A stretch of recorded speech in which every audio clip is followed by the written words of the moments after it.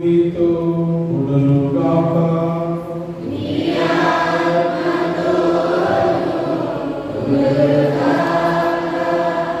పునీత మార్కు గారు రాసిన సువార్తలోని భాగము.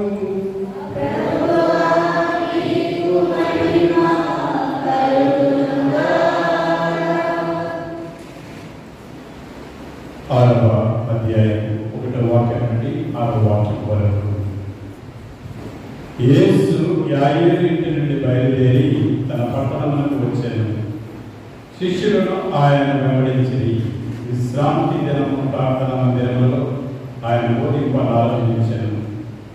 ఆయన బోధన వినిచున్న జనులు ఆశ్చర్యపడి, ఈయనకి ఇవన్నీ ఎట్లు లభించినవి, ఈయనకు విజ్ఞానం ఎట్లు కలిగినది, ఈయన ఈ అధికార్యములు ఎట్లు చేయించున్నాడు, ఈయన ఉదయం కాడ, మరియమ్మ కుమారుడు కాడ, యాకోబు యోసేపు యూదాసు అను వారి సోదరుడు కాదా, ఈయన అక్క చెల్లెలు మన మధ్య ఉన్నారా అని చెప్పుకొని చూపుని గ్రహించింది. ప్రవక్త తన పక్కన బంధువుల మధ్య తన ఇంట తప్ప హెచ్చరికనైనను గౌరవింపబడను అని యేసు వారికి పలికాను. ఆయన అచ్చట కొలది మంది వ్యాధిగ్రస్తులను తాకి స్వస్థపరిచారు, కానీ మరి ఏ అద్భుతము అచ్చట చేయలేకపోయారు. వారి అవిశ్వాసం ఆశ్చర్యపడి ఆయన పరిసర గ్రామం వెళ్ళి ప్రజలకు బోధింప ఆరంభించాను. ఇది క్రీస్తు సువిశేషము.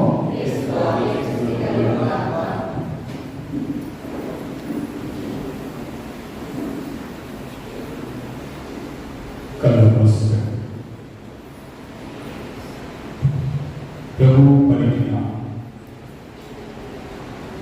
మాటలను,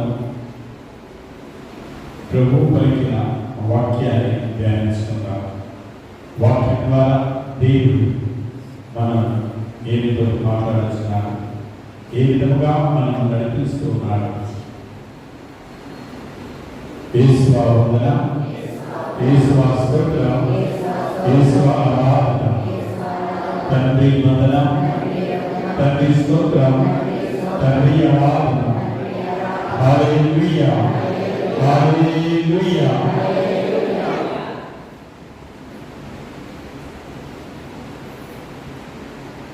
అవినీతి, అక్రమం ఖండించేవారు చాలా అరుదు. నీతిని, ధర్మాన్ని చాటేవారు బహు తక్కువ.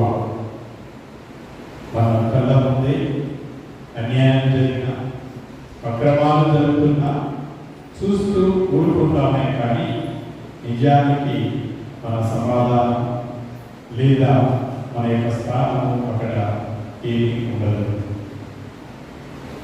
ముఖ్యంగా మనం గమనించాల్సిన సత్యం ఏమిటంటే, ఇక్కడ భయపడుతూ ఉన్నాం.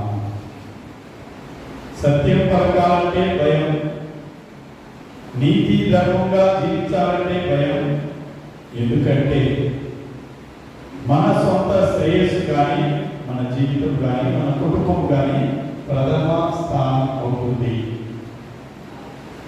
ఒక ఉద్యోగరీత్యా ఉద్యోగం చేస్తున్నప్పుడు ఏదైనా అన్యాయం జరిగితే ఎదిరించాలంటే నా ఉద్యోగం ఎక్కడ పోతుందో, నా యొక్క బతుకులు ఎక్కడ పోతుందో. ఒక వ్యవస్థలో ఎదిరించాలి, లేకపోతే నీతికి ధర్మానికి నిలబడాలి అంటే వారు నన్ను ఏం చేస్తారో, నా కుటుంబాన్ని ఏం చేస్తారు. ఈనాటి పట్టణాలన్నీ కూడా క్రైస్తవులుగా ఈ లోకంలో నువ్వు జీవిస్తున్నప్పుడు దేవుడు నిన్ను ఒక ప్రవక్తగా పిలుస్తున్నాడు, ఒక ప్రవక్తగా జీవించమని కోరుతున్నాడు. అవినీతి కానీ, అక్రమం కానీ ఖండించి నీతి ధర్మం ప్రకారం జీవిస్తూ సత్యాన్ని ప్రకటించమంటున్నాడు. యేసువా వందనం, యేసువా స్తోత్రం, యేసువా ఆరాధన. హల్లెలూయా. మొదటి పట్టణము హిజ్కియేలు గ్రంథం నుండి తీసుకొనబడింది. హిజ్కియేలు పేరున అర్థము దేవుడు బలపరుచును. ఇతడు వివాహితుడు. ప్రవాస కాలంలో దేవుడు పిలిచి తన సందేశాన్ని వారికి అందించమని కోరుతున్నాను. ఈ లోక పోకడలకు విగ్రహార్పణ చేస్తూ దేవునికి అవిధేయతగా జీవిస్తూ ఉన్న ఆ ప్రజలను దారిలో నడిపించడానికి దేవుడు హిజ్కియేలు ప్రవక్తను ఎన్నుకుంటున్నాడు. దేవుడు అతనితో చెప్తున్నాడు, నీవు నా ప్రజలకు కొంత వెళ్ళు, నేను అందించు సందేశాన్ని అందించు.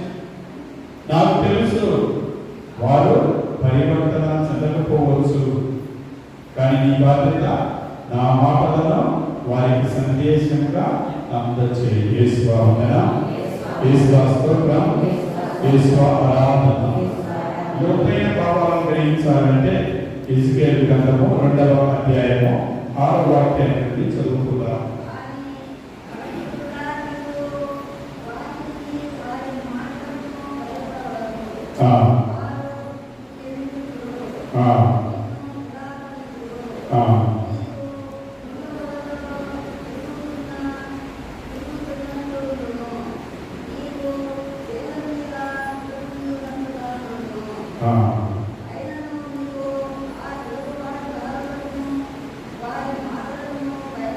యేసువా వందనం, యేసువా స్తోత్రం, యేసువా ఆరాధన. వారు నిన్ను ఎదిరిస్తారు, నిన్ను నిరాకరిస్తారు, ఈ మాటలు వినరు. తర్వాత ఇంకొక మాట పలుకుతున్నాడు, నిన్ను బెదిరిస్తారు కూడా. ఎలా ఉంటుందంటే అక్కడ నువ్వు జీవిస్తున్న నాలో తేళ్ల మీద కూర్చున్నట్టు ఉంటుంది. ఆ తిరుగుబాటు యొక్క నిరాకరణ కానీ లేకపోతే ఆ తిరుగుబాటు బెదిరింపు కానీ ఈ విధంగా ఉంటుంది. వారు నిన్ను వినన్నా, ఒకవేళ విన్నా వినకపోయినా నీవు నా పలుకులను వారికి తెలియచేయి, ఈ విధంగా పలుకు అని ప్రభువు ప్రస్తావిస్తున్నాడు.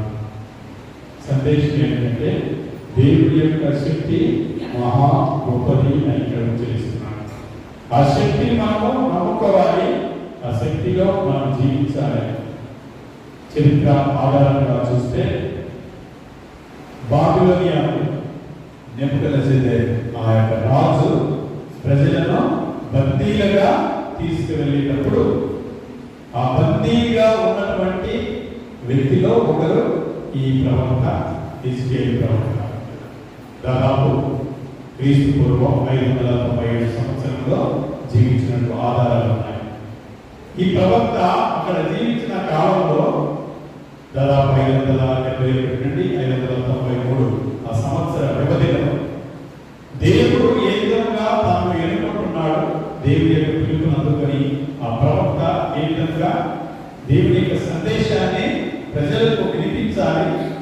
ముఖ్యంగా తన తోటి ఆ బందీలుగా వచ్చినటువంటి ఆ ప్రవాసంలో ఉన్నటువంటి ప్రజలకు విన్నవించు, తెలియచేయి అని పలుకుతున్నాడు. నాటి మనము దేవుని యొక్క విశ్వసనీయత లేకపోతే నమ్మకపాత్రుడైన దేవుని గురించి ఇక్కడ కేంద్రీకృతమవుతుంది. అనుభవిస్తున్నటువంటి శిక్షణ కానీ లేకపోతే అదేవిధంగా వారిలో సమూలమైనటువంటి మార్పు రావాలి, పరివర్తన చెందాలి అని దేవుడు ఆశపడుతున్నాడు. తన కనికరాన్ని వారి మీద చూపిస్తున్నాడు. దేవుడు ఇశ్రాయేలు ప్రజలతో చేసుకున్నటువంటి ఒప్పందము, ఆ ఒడంబడిక ఎన్నడూ కూడా మరచిపోలేదు. ప్రభు దేవుడు పలికిన, యావే దేవుడు పలికిన మాట, నేను మీ దేవుడు నందును, మీరు నా ప్రజలు. ఈ ఒప్పందాన్ని చివరి వరకు ఉంచుకుంటున్నాను. అందుకే ఆయన విశ్వసనీయుడిగా మనము పేరు గడిస్తున్నాం.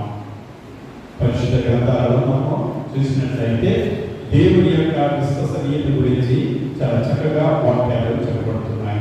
ద్వితీయోపదేశకాండము 7వ అధ్యాయము 9వ వాక్యాన్ని చదువుతున్నాం.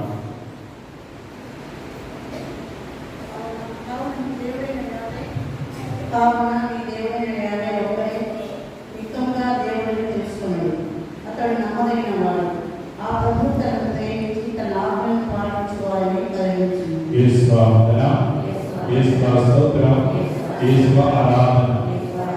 కావున మీరు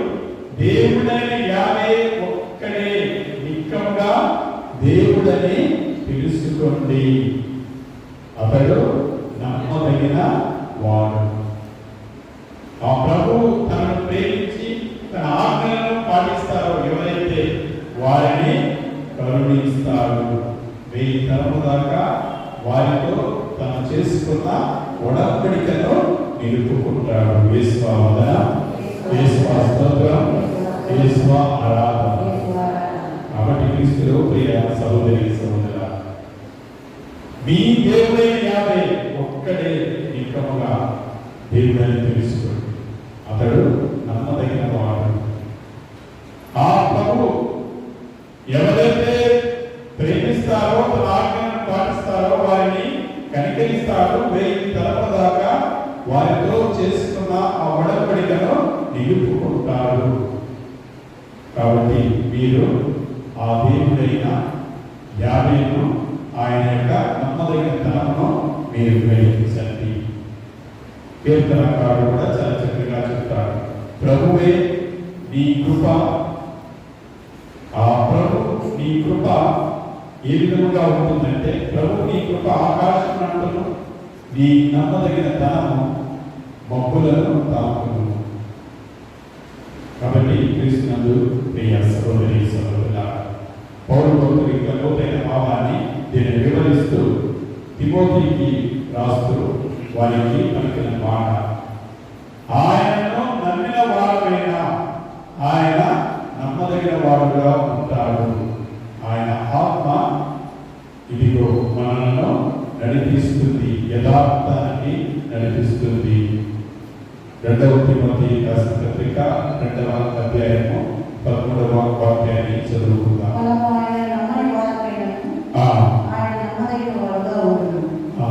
ఆయన ఆత్మతో నడుచుకోలేదు కదా అని వాక్కు యథార్థములు. మనము ఆయనను నమ్మని వారమైనను ఆయన మాత్రము నమ్మదగిన వాడుగా ఉంటున్నాడు. మనం ఒకవేళ ఆయన తృణీకరించిన, ఆయన నిరాకరించిన, ఆయన దూరమైన, ఇదిగో ఆయన మాత్రము నమ్మక పాత్రుడుగా ఉంటున్నాడు. ఆయన ఆత్మద్రోహము నడుచుకోలేదు. చాలా పర్యాయాలు, చాలా సార్లు మనం ఇచ్చిన మాట కానీ, ఎవరినైతే నీవు చాలా దగ్గరగా ఉంటావు, ఎవరినైతే నీవు నమ్ముతావు, ఎవరినైతే నీవు పూర్తిగా నీ వారనుకుంటావు, వారిని మోసం చేస్తావు. వారి వల్ల నీకు కష్టాలు వస్తాయి, శత్రువు వల్ల మాత్రం కాదు.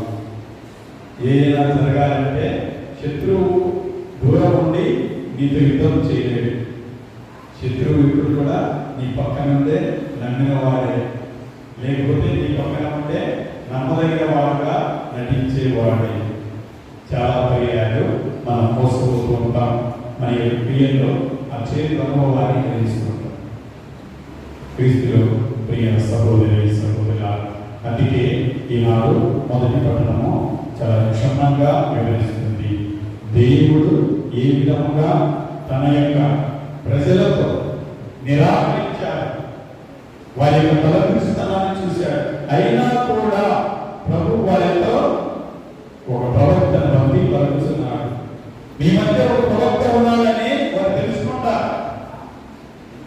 ఆలకించినా ఆలకించకపోయినా పర్వాలేదు, నీవు వెళ్ళి నా సందేశాన్ని వారికి బోధించు. ఏంటి వారు చేస్తున్న క్రియలను, వారి యొక్క ఆలోచనలు నా ఆలోచనలు కాదు, వారి యొక్క ప్రణాళికలు నా ప్రణాళికలు వంటివి కాదు. కాబట్టి ఈ విధంగా నా సందేశాన్ని నీకు వారికి వినిపించు. కొన్ని పర్యాలు తిరుగుబాటుతనంతో ఉంటారు, వినరు. అయినా కూడా నీవు ఇదిగో నా సందేశాన్ని వారికి బోధించు అంటున్నాడు. యేసువా వందనం, యేసువా స్తోత్రం, యేసువా ఆరాధన. 2వ పట్టణంలో మనం గ్రహించినట్లయితే చాలా చక్కగా పౌలు భక్తుడు తన యొక్క జీవితంలో జరిగిన యథార్థ సంఘటనలతో పోలుస్తూ ఏ విధంగా తాను ఒక క్రైస్తవుడిగా, ఒక విశ్వాసిగా దేవుని యొక్క కృపలో పెరిగాడు. బలహీనత యందు దేవుడు పరిపూర్ణంగా తన శక్తితో అతను నడిపించాడో వివరణ చేస్తున్నాడు. 2వ కొరింథీయులకు రాసిన పత్రిక 12వ అధ్యాయము 7వ వాక్యాన్ని చదువుతున్నాను. కానీ నేను చూసిన అద్భుత విశేషముల గురించి గర్వంతో ఉండిపోకుండా ఆ. నా శరీరంలో ఒక ముళ్ళు గుచ్చబడినది. ఆ. అది సైతాను దూతగా పనిచేసి ఆ. నన్ను నలగొట్టి గర్వం లేకుండా చేయను. దీనిని గురించి 3 మార్లు ప్రభు నాకు మనవి చేసింది. దాన్ని తొలగింపవలేని ప్రార్థించింది. అందుకు నా మాట నీకు చాలు. బలహీనత ఎందు నా శక్తి పరిపూర్ణమవుతున్నది అని ఆయన నాతో చెప్పాడు.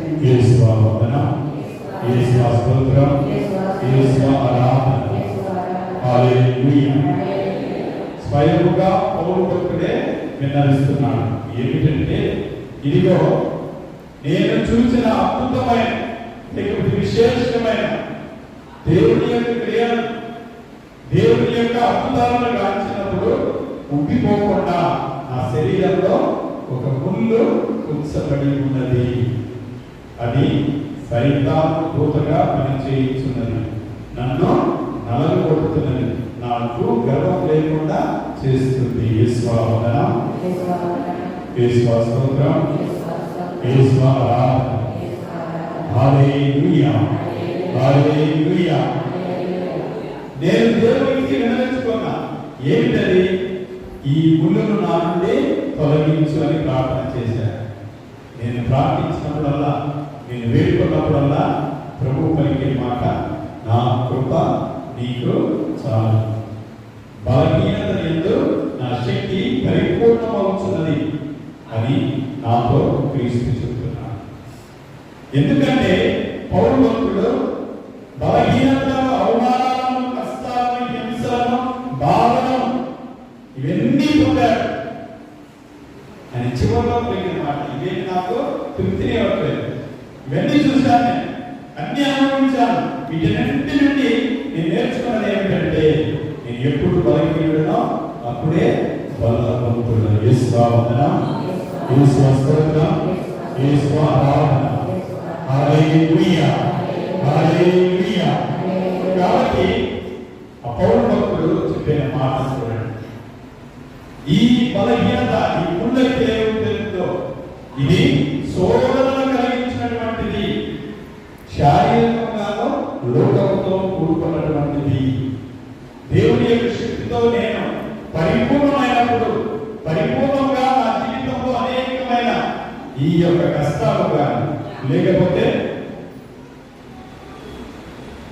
బాధలు కానీ నేను అనుభవించిన ఇవన్నీ కూడా పరిపూర్ణము కావుతున్నాయి. అందుకే ప్రభు అంటున్నాడు, శారీరక లోపం కావచ్చు, లేకపోతే శోధనలు కావచ్చు, ఆటంకాలు కావచ్చు, కానీ కావాల్సింది దేవుని యొక్క కృప. దేవుని యొక్క కృప నాతో ఉంటే, దేవుని యొక్క కృప నన్ను నడిపిస్తే, దేవుని యొక్క కృప నా జీవితం ఉంటే నేను బలవంతుడనవుతాను. అందుకే ఈ పాట ఎన్నిసార్లు పాడినా కూడా కొత్తగానే ఉంటుంది. చాలునయ్యా, చాలునయ్యా, నీ కృప నాకు చాలునయ్యా, నీ కృప నాకు చాలునయ్యా, చాలునయ్యా, చాలునయ్యా, నీ కృప నాకు చాలునయ్యా, నీ కృప నాకు చాలునయ్యా. యేసువావదనం, యేసుస్తోత్రం, యేసువారాధన. వ్యక్తిగతంగా పౌలు భక్తుడు మనతో మాట్లాడుతున్నారు. నీకు జరుగుతున్నటువంటి ఇబ్బందులు కావచ్చు, కష్టాలు కావచ్చు, బాధ కావచ్చు, వేదన కావచ్చు, శోధనలు కావచ్చు, ఇదిగో నీవు బలహీనుడు ఎప్పుడవుతావో, దేవుడు నీతో ఉంటే, దేవుడు నీ యందు ఉంటే, దేవుడు నిన్ను నడిపిస్తే బలవంతుడవు అవుతావు, శక్తిహీనుడవు కాదు. ఎందుకంటే నీ బలహీనతలో, నీ కష్టాలలో, నీకు పొందే అవమానాలు, లేకపోతే ఆ బాధల్లో, హింసలలో నీవు దేవుడి వైపు ఉన్నట్లయితే ప్రభు అంటున్నాడు, నా కృప నీకు చాలు. నీ బలహీనత ఎందు, లేకపోతే నీ హింసలందు, నీ కష్టాలందు, నీ పడుతున్న వేదన శక్తి పరిపూర్ణ, ఆ బలహీనత యందు ఆ శక్తి పరిపూర్ణం చేస్తుంది. నీవు బలవంతుడవు అవుతావు. కాబట్టి క్రీస్తులో ప్రియమైన సహోదరి సహోదరులారా, చాలాసార్లు మనకు ఏదైనా కష్టం జరిగినప్పుడు, బాధ కలిగినప్పుడు, హింసలు ఎదురైనప్పుడు, కుటుంబంలో సమస్యలు ఎదురైనప్పుడు మనం అనుకుంటాము ఏమి లేని వారు, లేకపోతే మనము ఏమీ చేయలేము, భరోసా ఎవరు మనకు ఇచ్చేవారు లేరు, లేకపోతే ఆశ్రయించే ఎవరైనా ఆదరించేవారు లేరంట. మనం తెలుసుకోవాల్సిన సత్యం ఏంటంటే, కొన్నిసార్లు పూర్తిగా ఆలోచిస్తాం ఏంటంటే, సూర్యుడు ఎప్పుడు ఉదయిస్తాడు, సూర్యుడు ఎప్పుడు ఉదయిస్తాడు, చంద్రుడు ఎప్పుడు వస్తాడు, రాత్రి. సూర్యుడు ఉదయము, చంద్రుడు రాత్రి. మనం ఏమనుకుంటాం, రాత్రి పూట సూర్యుని యొక్క కాంతి ఎందుకు లేదు, రాత్రి పూట సూర్యుని యొక్క శక్తి ఎందుకు లేదు, అలాగే పగటి పూట ఆ చంద్రమామ శక్తి ఏది లేదు, లేకపోతే అతని యొక్క ఆ ఆహ్లాదకరమైన వాతావరణం ఎందుకు లేదు. కానీ ఏ గడియ ఏ సమయం ఎప్పుడు వస్తుందో ఆ గడియ ఆ సమయము దేవుడు తన కృపతో నడిపిస్తాడు, తన కృపతో నిన్ను బలవంతునిగా చేస్తాడు. యేసు వందనం, యేసు స్తోత్రం, యేసు ఆరాధన. మీ అగస్టిన్ గారు అంటాడు, నీ సకాలం లేనిదే, లేకపోతే నీ యొక్క ఒప్పందం లేనిదే నిన్ను సృజించిన దేవుడు నిన్ను రక్షించలేదు. నీ సహకారం లేనిదే, లేకపోతే నీ యొక్క నమ్మదగిన తనం, లేకపోతే తనతో ఉడబడిన విధానం లేనిదే నిన్ను రక్షించలేదు. నువ్వు అనుకోవచ్చు, నాకు తెలియకుండా దేవుడు నన్ను సృష్టించాడు కదా, మరి రక్షించేటప్పుడు మాత్రమే ఆయన తెలుగు. దేవుడు ప్రతి నిత్యం కూడా నీ ముందు ఉంటాడట. చేయించాలి దోషంగా అన్నీ కలిగి నీవు తీసుకోవడానికి లేక పొందడానికి మనం పడే ఎంత దోషం. కొన్నిసార్లు ఇలా పడతాం, కొన్నిసార్లు ఇలా పడతాం. నీవు ఎంతసేపు దాన్ని నిలుచుకోగలవో, లేకపోతే ఎంతసేపు దాన్ని పొందగలవు అనేది, అది నీళ్ళ పాలు చేసుకుందా, లేకపోతే బూడిద పాలవుతుందా, మట్టి పాలవుతుందా, అది నీ వంతు. కానీ దేవుడు తన కృపను ఇవ్వటము ప్రతి నిత్యము కూడా నిన్ను ఆశ్రయింపుగా, లేకపోతే నీ విశ్వాసంలో, లేకపోతే దేవుడు లోపరుచుకోవడానికి కాదు. దురస్థితం వచ్చేది ఏంటంటే, అందరం కూడా అన్ని మంచిగా జరగాలనుకుంటాం, అందరం నెంబర్గా ఉండాలనుకుంటాం, అన్నీ కావాలనుకుంటాం. కానీ ఎవరికి కూడా చెడు జరగాలని, ఎవరికైనా తక్కువ ఉండాలని, ఏదైనా పర్వాలేదనే భావన ఉండదు. అందుకే తిరస్కారం అనేది కేవలం నీకు మాత్రం జరగలేదు. ప్రభు అంటున్నాను, నీకంటే నన్ను కూడా తిరస్కరించారు, అవమానించారు, నిందించారు, వేదపూరితమైన బాధలను నేను అనుభవించాను. నిదర్శనం ఇది. కాబట్టి నీకు ఒకవేళ కష్టం కలిగిందంటే కేవలం నీకు మాత్రం వచ్చిందనుకో. నీకంటే ముందు ప్రవర్తన సైతం ఇచ్చారు, లేకపోతే మంచి వారిని కూడా అదే విధంగా దూషించారు. అందుకే స్వార్థ పథకం చాలా చక్కగా వాక్యం చదివిస్తుంది. కీర్తన 118లో చాలా చక్కగా 8వ వాక్యం చెప్పబడుతుంది. నరుని నమ్ముట కంటే ప్రభువుని నమ్ముట మేలు. యేసు వందనం, యేసు స్తోత్రం, యేసు ఆరాధన. తండ్రి వందనం, తండ్రి స్తోత్రం, తండ్రి ఆరాధన. కీర్తన 118వ వాక్యం, నరులను నమ్ముట కంటే ప్రభువుని ఆశ్రయించుట మేలు. ఈనాటి శ్వాసలో ఇదే ప్రభువు ప్రబోధిస్తున్నారు.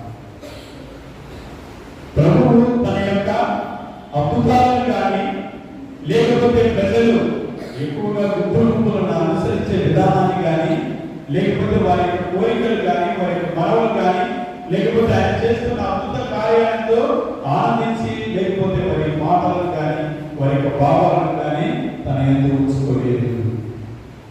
దేవుని చిత్తంపై ఆధారపడి ఉన్నాడు. దేవుని యొక్క ప్రణాళికను నెరవేర్చడానికి చెయ్యగాడు.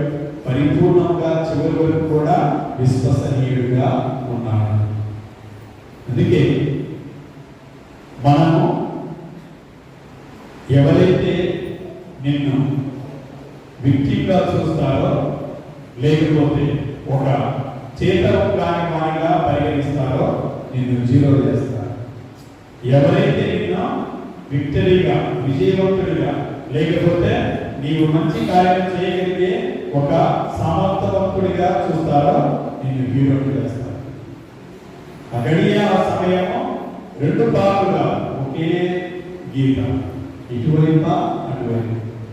ఇటువైపు నువ్వు మంచి పనులు చేసేవాడిని, నువ్వు మంచివాడు కానీ, అటువైపు నువ్వు చెడ్డ పనులు చేసేవాడు చెడ్డవాడిని కాదు. ప్రజలు భావాలు లేకపోతే వారి యొక్క ఆలోచనలు, నీతో ఉన్నవారు భావాలు, నీతో ఉన్న వారి యొక్క ఆలోచన ఆ విధంగా ఉంటాయి. రిజెక్షన్ అనేది, తృణీకరణ అనేది కేవలము నీకు మాత్రమే కాదు, అందరికీ సంభవిస్తుంది. కానీ సంభవించిన ఆ క్రియను ఏ విధంగా తన కోసం మలుచుకుంటాము అనేది ఒక్కొక్కరి పరిణామం. అందుకే నా కృప నీకు చాలు అంటున్నాను. దాన్ని ఏ విధంగా నీ వైపు, ఏ విధంగా నీ చెంతకు నడిపించుకుంటావు. పోపుగా చాలా చక్కగా వాక్యాన్ని సెలవిస్తారు. క్రీస్తు స్పిరిటాస్లో నెంబర్ 64, భయపడకు, నీ కన్నులు ఆకాశం వైపు వెళ్ళి, లేకపోతే ఆకాశం వైపు చూస్తూ దేవుని యందు భారం వేయి. ఆయన నిన్ను ప్రేమిస్తాడు, ఆయన నిన్ను విముక్తి చేస్తాడు. భయపడకు, ఆత్మ నిన్ను నడిపిస్తుంది, ఆత్మపై భారం వేయి. ఎందుకంటే దేవుడు తన కృపతో నిన్ను సగతిస్తాడు, సమర్థవంతుడి, బలవంతుడిగా చేస్తాడు. ప్రజలు యేసు యొక్క బోధన విన్నారు, అద్భుతాల కార్యాలు చూశారు. కానీ చూసిన వారు లేకపోతే విన్నవారు విశ్వసించలేకపోయారు. కారణం కేవలం క్రీస్తు ప్రభుని ఒక మానవునిగా మాత్రమే పరిగణించారు, దేవుడిగా అంగీకరించలేకపోయారు.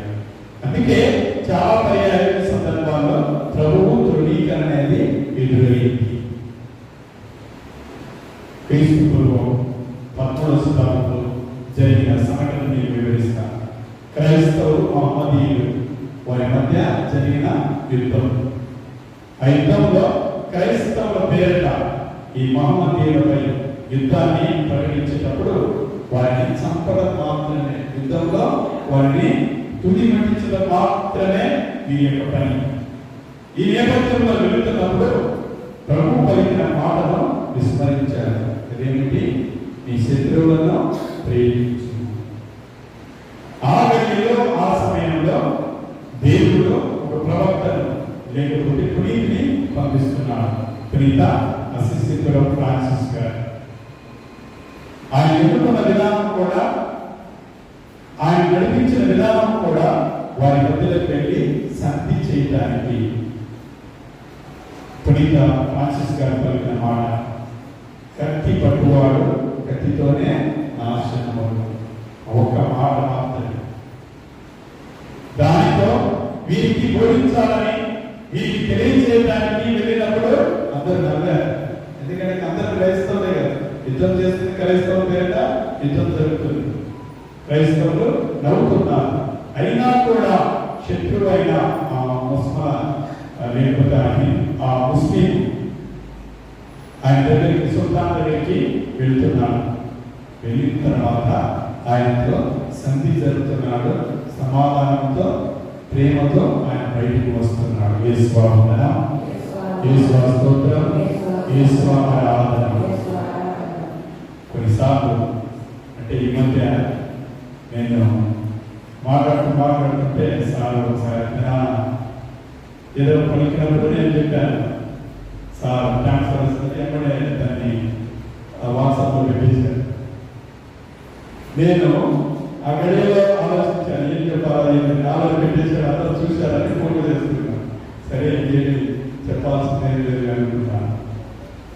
ఆ సమయంలో ఒకరితో మాట్లాడుతుంటే, ఉచ్చరిస్తుంటే కలిగిన మాట, ప్రతి మనిషిని కూడా ఏదైనా కానీ, ఒక సందర్భం కానీ, ఒక సంఘటన కానీ బలవంతుడైనా చేస్తుంది, భాగ్యవంతుడైనా చేస్తుంది. యేసు స్తోత్రం, యేసు ఆరాధన. ఈ రెండే జరుగుతాయి. ఏ సంఘటనైనా బలవంతుడైనా అవ్వాలి, బలహీనుడైనా అవ్వాలి. పిరికివాడు బలహీనుడు అన్నిటికీ భయపడతాడు, అన్నిటికీ చేసే ప్రతిదీ. కానీ బలవంతుడు ఎప్పుడు కూడా భయపడతాడు. జరిగిన సంఘటన కాదు, ఏమి చేయాలనేది జరగబోయే సంఘటన గురించి ముందుగానే తన ప్రణాళికలో ఉంటుంది. ఈ క్రియ జరుగుతుందంటే దాని ముందుగానే ప్రణాళిక ఉంటుంది. ఆ ప్రణాళికలో నీకు నిందలు కానీ, అవమానాలు కానీ, కష్టాలు కానీ, బాధలు కానీ, హింసలు కానీ దానికి జరగడు, భయపడడు. కానీ తనకు ఎదురున్న లక్ష్యం, తను చేరుకోవాలన్న లక్ష్యం కోసం చూస్తాడు. ఒకరికి 1 సంవత్సరం పడుతుంది, ఒకరికి 10 సంవత్సరాలు పడుతుంది. యేసు వందనం, యేసు స్తోత్రం, యేసు ఆరాధన. కానీ 10 సంవత్సరాల వరకు ఎవరైతే వేచి ఉంటారో అతడే బలవంతుడు. అంతేగాని బలహీనం మాత్రం ఒకసారి జరిగినప్పుడు జింకడం, లేకపోతే భయపడడం, పారిపోవడం కాదు.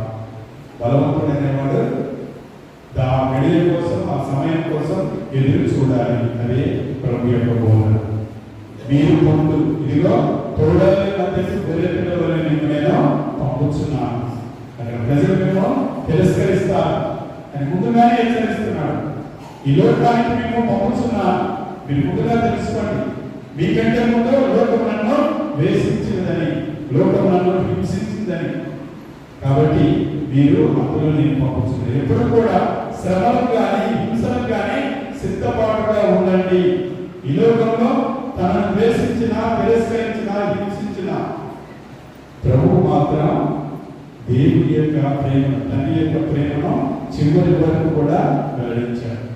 మన దైనందిన జీవితంలో కూడా ఒక ప్రవక్తగా మన కర్తవ్యాన్ని నెరవేర్చమని ప్రభువు ఆహ్వానిస్తున్నాడు. ఎన్నో అవకాశాలు వస్తాయి మన కళ్ళ ముందే ఎదురయ్యే సంఘటనలు. ఒక మాట చెప్పడం కానీ, ఒక సలహా చెప్పడం కానీ, చెడు తలపెట్టే వారికి బుద్ధి చెప్పడం కానీ, మన జోక్యం చేసుకొని వారిని సరిదిద్దడం కానీ. అలాగే మనకు కష్టాలు రావచ్చు, దానివల్ల మనస్పర్ధలు కలగవచ్చు. అయినా కూడా ఎప్పుడైతే మనం ఒక ప్రవక్తగా నిలవగలమో, క్రీస్తు యొక్క బోధన, క్రీస్తు యొక్క విశ్వాసగా ఉండగలం. అందుకే మనము ఈ యొక్క పరిశుద్ధ గ్రంథంలో ఒక మాట ఆలోచిస్తాం. సారెపాతు విధవ ఏలియా ప్రవక్తకు 1 పూట మాత్రమే రొట్టెను ఇచ్చింది. చూడండి, ఆమె ఇచ్చింది 1 పూట మాత్రమే ఆయన రొట్టెను ఇచ్చింది. కానీ దేవుడు ఆమెకు, తన కుమారునికి 3.5 సంవత్సరాల వరకు కడుపు నిండా భోజనం వచ్చేటట్టు చేశాడు. అప్పుడు అరిగిపోయేది. తీస్తా ఉంటే 3.5 సంవత్సరాల వరకు కూడా సమృద్ధిగా వచ్చింది. అన్నీలే ఈ ఘనమైన కార్యాలను చేయగలిగితే, అన్నీలే ఇది విశ్వసించగలిగితే, క్రైస్తవులుగా, క్రీస్తు అనుచరులుగా నీవు నేను పిలువబడిన ఒకే ఒక మాట, ప్రేమ. ఈ దేశం, ఈ పగ, ఈ అసూయత, నిన్ను నీవు ప్రేమించుకో, నీ శత్రువును సైతం ప్రేమించు. పితా పుత్ర పవిత్ర